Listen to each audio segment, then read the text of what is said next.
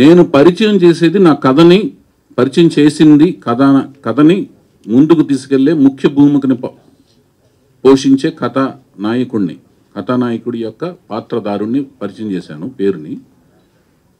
అతను ముఖ చిత్రాన్ని అన్ని పరిచయం చేస్తాను. మీరందరూ కూడా బాగా నచ్చుతుందని ఆశిస్తున్నాను, విశ్వసిస్తున్నాను.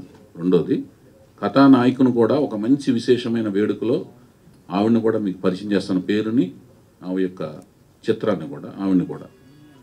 అట్ ది సేమ్ టైం నా సినిమాలకి అసలైన హీరో హీరోయిన్లు సంగీతం, సాహిత్యం. ఈ సినిమాకి సంగీతం అనేది చాలా పెద్ద పీట అన్నమాట. నేను చేయబోయే ఈ బ్యానర్ మీద నేను చేయబోయే నా చిత్రానికి సంగీతం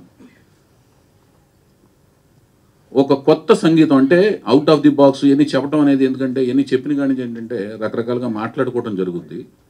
నాకు సంగీతం అంటే చాలా పిచ్చి అనమాట. అంటే అందరూ, అంటే కేపాప్ కాడి నుంచి అన్ని రకాల వరల్డ్ రిలీజన్, అన్ని రకాల సంగీతాలు, అది ఏఆర్ రెహమాన్ గారు కావచ్చు, ఇళయరాజా గారు కావచ్చు, నేను ఎంతో ఇష్టపడే కీరవాణి గారు కావచ్చు, నా అభిమాన దర్శకులు, సంగీత దర్శకులు కీరవాణి గారు కావచ్చు, ఎవరి మ్యూజిక్ అయినా వచ్చిన వెంటనే వింటాను.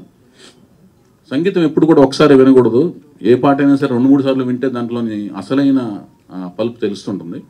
అలాంటి సంగీతం, సాహిత్యం వాళ్ళని పరిచయం చేసే వేదిక ఈ సినిమాకి ముఖ్యం అనమాట. ఎందుకంటే కొత్త వాళ్ళతో సినిమా తీసేటప్పుడు సంగీతం, సాహిత్యం అనేది నిజమైన హీరో హీరోయిన్ల కింద లెక్క నా దృష్టిలో.